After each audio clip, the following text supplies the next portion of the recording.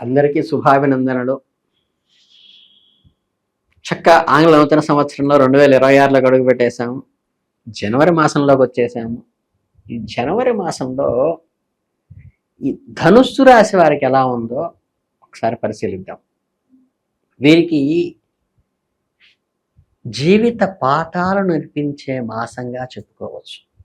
నూతన సంవత్సర ఆరంభంలో ఈ రాశి వారికి ఒకవైపు ఆశాభ దృక్పథాన్ని, మరోవైపు కొన్ని సవాళ్లతో కూడిన పరిస్థితుల్లో ఏకకాలంలో తీసుకువస్తోంది. ఈ మాసంలో గ్రహ సంచారం మీ వ్యక్తిగత మరియు నిగూఢమైన ప్రభావాన్ని మీ మనస్సు మీద చూపించబోతోంది. ముఖ్యంగా రాశ్యాధిపతి అయిన గురువు యొక్క స్థితిగతులను, మీ నిర్ణయాలను ప్రభావితం చేస్తాయి. సంవత్సర ఆరంభంలో మీరు తీసుకునే కొన్ని కీలక నిర్ణయాలు భవిష్యత్తులో మీరు ప్రగతికి పునాదులు వేస్తాయి. కాబట్టి ప్రతి అడుగు ఆచి తూచి వేయటం ఎంతైనా మంచిది. మానసికంగా మీరు చాలా ఉత్సాహంగా ఉన్నప్పటికీ కూడా శారీరక శ్రమ మరియు పని ఒత్తిడి కారణంగా అప్పుడప్పుడు అలసట వహించే అవకాశం ఉంది. మీలో ఉన్న ఆత్మవిశ్వాసము, దైవ బలం మిమ్మల్ని సరైన మార్గంలో నడిపించడానికి దోహదపడతాయి. ముఖ్యంగా ఈ మాసంలో మీ ఆలోచన విధానంలో చాలా పరిణతి చెందుతుంది.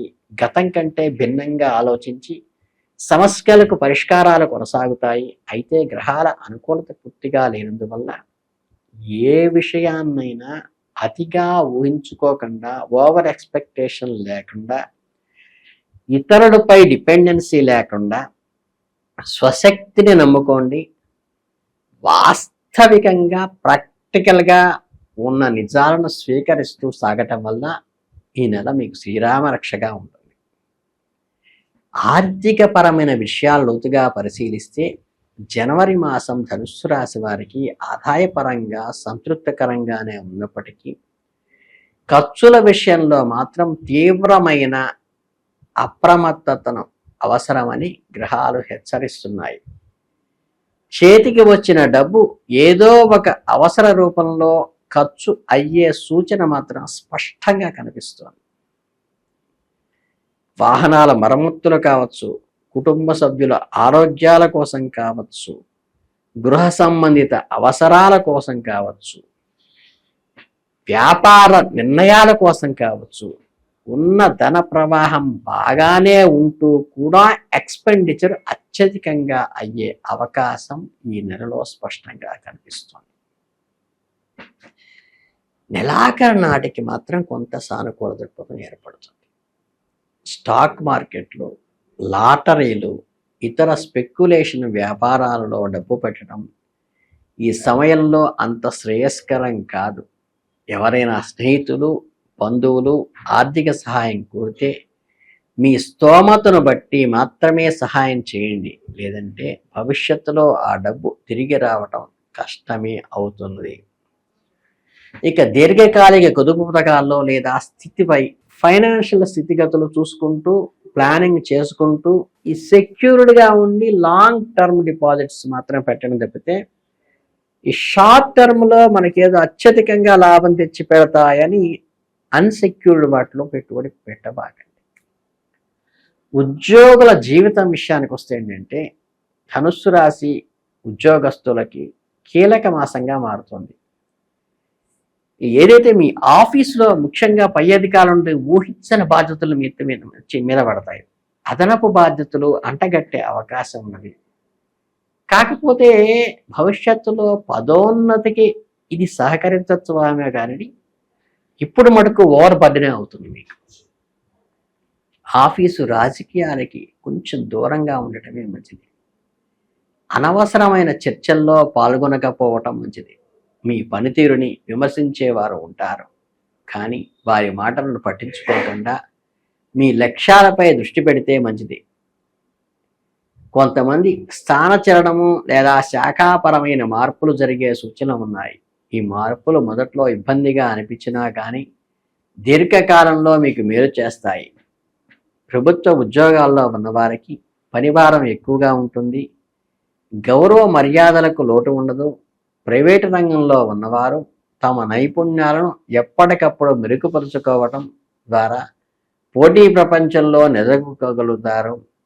ఉద్యోగుల రీత్యా ప్రయాణాలు చేయవలసి వస్తుంది. ఈ ప్రయాణాలు శ్రమతో కూడుకున్నవిగా అయినప్పటికీ వృత్తిపరమైన నెట్వర్క్ పెంచుకోవడానికి ఇది ఎంతో ఉపయోగపడతాయి. నిరుద్యోగులకు ఈ నెల మధ్యకాలంలో కొన్ని మంచి అవకాశాలు మీ తలుపు తడతాయి. కాబట్టి ఇంటర్వ్యూలకు వెళ్ళేటప్పుడు ఆత్మవిశ్వాసంతో ముందుకు వెళ్ళండి. కనుక ఈ ధనుస్సు రాశి వారికి ఈ మాసం ఓవరాల్గా మిశ్రమ ఫలితాలని ఇస్తుంది. ఈ ఈ పార్ట్నర్షిప్ అంటే భాగస్వామ్య వ్యాపారాలు చేసేవారు తమ భాగస్వామితో పారదర్శకంగా ఉండటం చాలా అవసరం. చిన్న చిన్న అపోహలు కూడా మీ మధ్య వేరే దారి చూసుకోవటం మంచిది. చిన్న చిన్న అపోహలు పెద్దవి కాకుండా చూసుకోండి.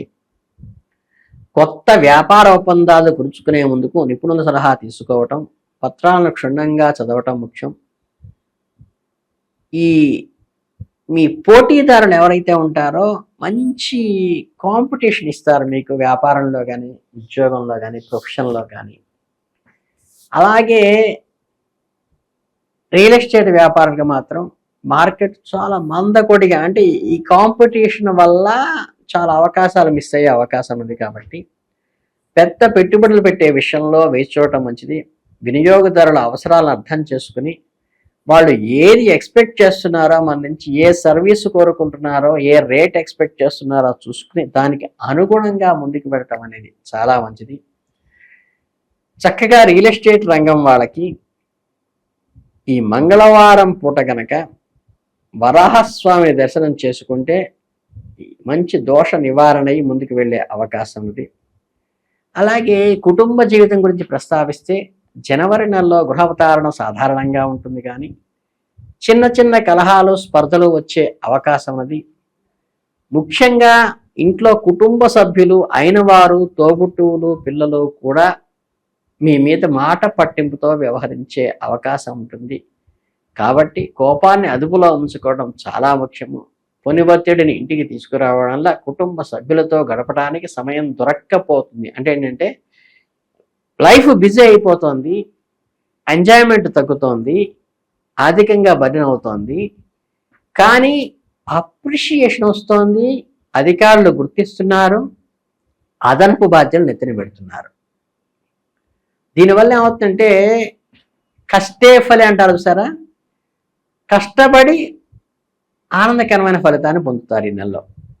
తల్లిదండ్రుల ఆరోగ్యం పట్ల శ్రద్ధ వహించాలి. ముఖ్యంగా వయసు మళ్ళిన వాళ్ళకి కీళ్ల నొప్పులు లేదా జీర్ణ సంబంధ సమస్యలు తలెత్తవచ్చు. ఏమాత్రం అవకాశం ఉన్నా తల్లిదండ్రులను ఒకసారి డాక్టర్ వద్ద చెకప్ చేయించండి. బంధువుల రాక, శుభకార్యాల ప్రస్తావన ఇంటిలో సందడి నెలకొంటుంది.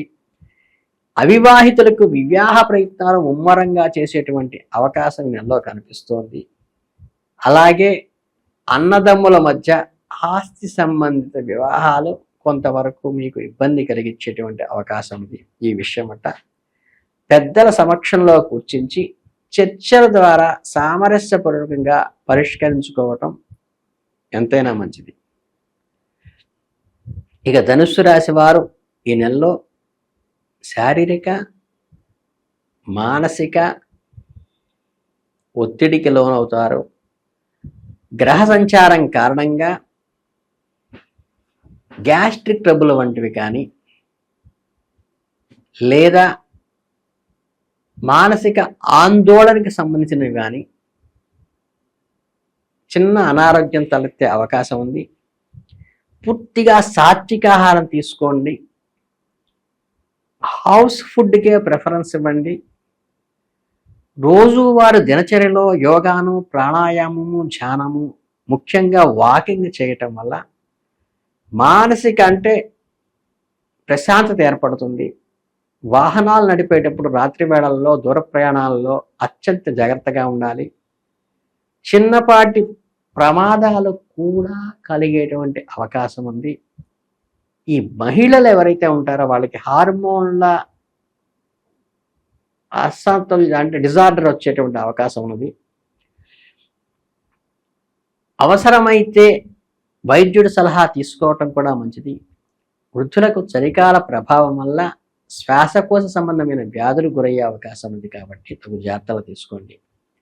మొత్తం మీద ఆరోగ్యం పట్ల కొంచెం కేర్గానే ఉండవలసిన అవసరం అయితే ఈ నెలలో ఉన్నది.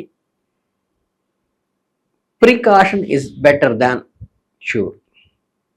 అలాగే విద్యార్థులకు ఈ మాసం మిశ్రమ ఫలితాలను ఇస్తుంది. చదువుపై ఏకాగ్రత నిలపడానికి కష్టపడాల్సి రావచ్చు.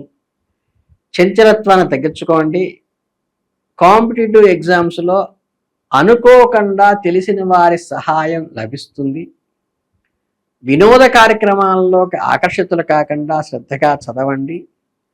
ఇప్పటిదాకా ఎంతో క్లమ్జీగా ఉన్నది ఒక్కసారి ఓపెన్ అప్ అయ్యి ప్రాక్టికబిలిటీకి దగ్గరయ్యే అవకాశం మీకు స్పష్టంగా కనిపిస్తోంది.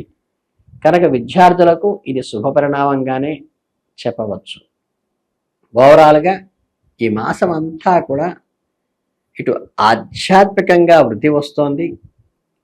ఆరోగ్యపరంగానే కొంచెం వృత్తిపరంగా ఆరోగ్యపరంగా కొంత బలమైనటువంటి కష్టపడుతూ ఉన్నటువంటి మెరిట్ మీకు అందుతుంది. ఆధ్యాత్మికంగా బాగుంటుంది. విద్యార్థులకి అప్రిషియేషన్ వస్తుంది. నేల విడిచి సాము చేయకుండా ప్రాక్టికల్ థింకింగ్ను పెంచుకోవడం వల్ల మీకు అద్భుత ఫలితాలు వస్తాయి. ఈ రాశి వారందరికీ చక్కగా మంచి జరగాలని చెప్పేసి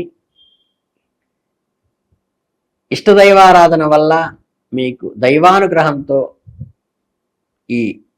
ఇవన్నీ కూడా తొలగిపోయి అద్భుతంగా ముందుకు వెళ్ళాలని మనస్ఫూర్తిగా కోరుకుంటూ శుభాభినందనలతో ధన్యవాదాలు.